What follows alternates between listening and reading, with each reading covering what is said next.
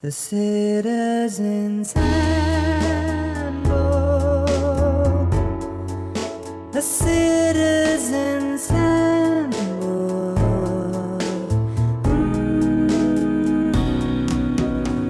Kia ora koutou, and welcome to the Citizen's Handbook election special on the end-of-life choice referendum.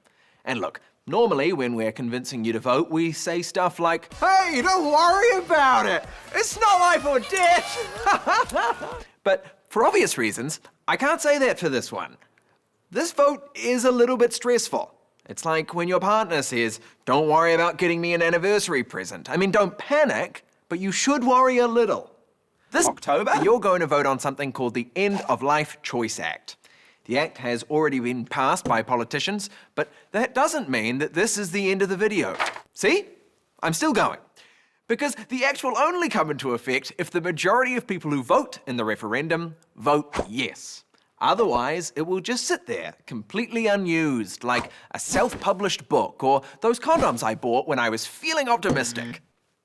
If end of life sounds like a weird way to say death, that's because the End-of-Life Choice Act was named by people who want you to vote yes.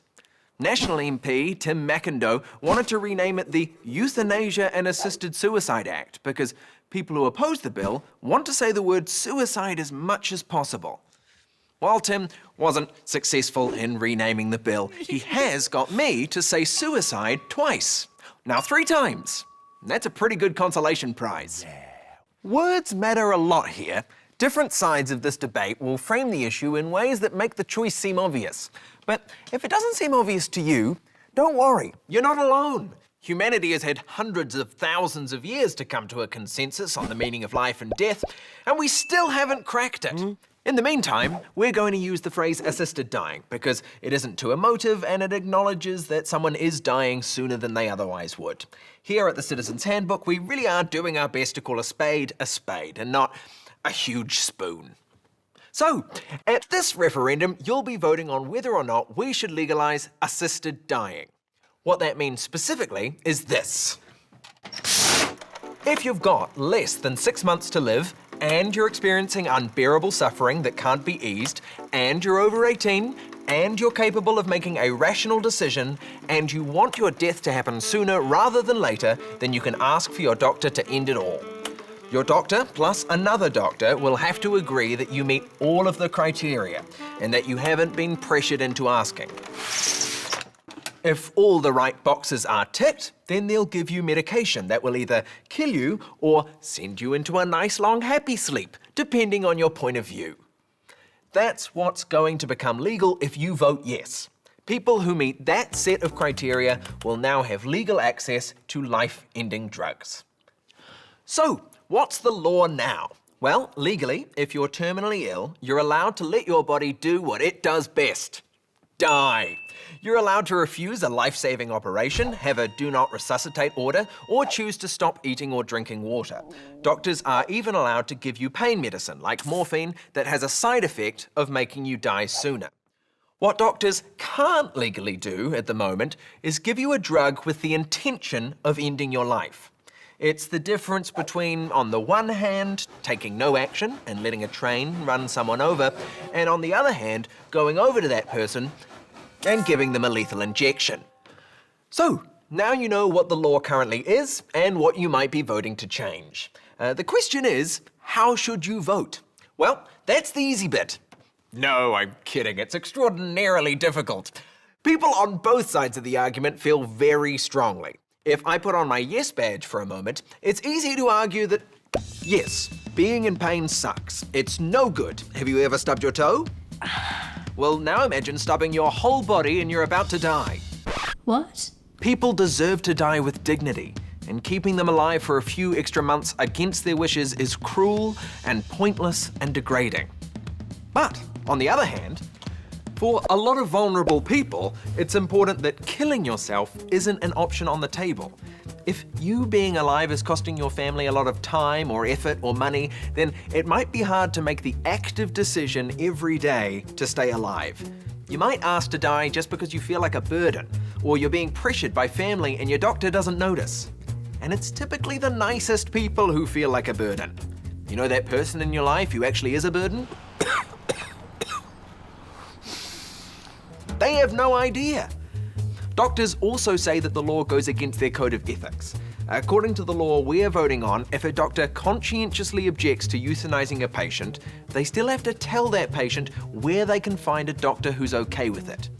It's like saying, you don't have to slingshot a rock through Mr. Wilson's window, but if you choose not to, you will have to hand the slingshot to Dennis the Menace, and I think we all know what he's gonna do. To which you might say, okay, fine. I've got a different code of ethics, and it says the doctor's code of ethics is dumb. Sometimes doctors are wrong.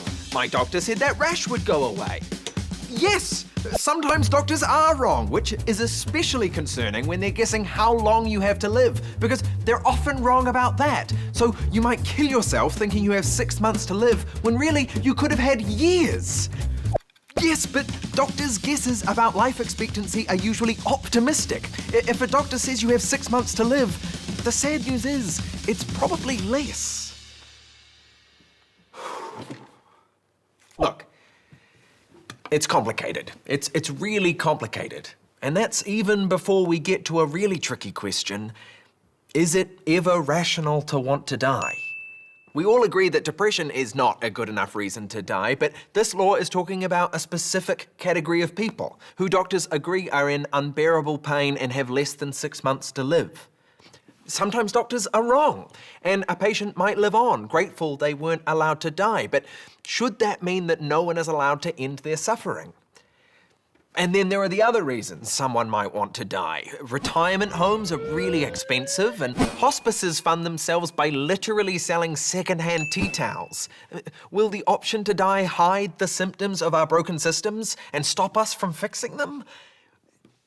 These are really difficult questions.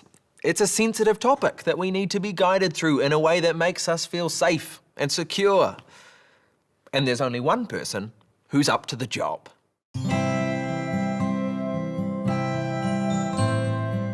Hello, darling. It's me, your mum. I know what you're thinking. I've seen my mum and you don't look anything like her. And to that I say, what are you talking about? Of course I look like your mum, because I'm your mum. I've heard that you're about to make a tough ethical decision. And it can be pretty stressful, can't it, dear? Remember on your first day at school? You were so stressed, you did a little whittle in your pants. Oh dear, shouldn't have said that. We've been through tough times before, and we'll get through this. This is a very big decision. If I'm not feeling so hot sometime in the future, I might want to pop off a little bit early. Maybe I should have that option.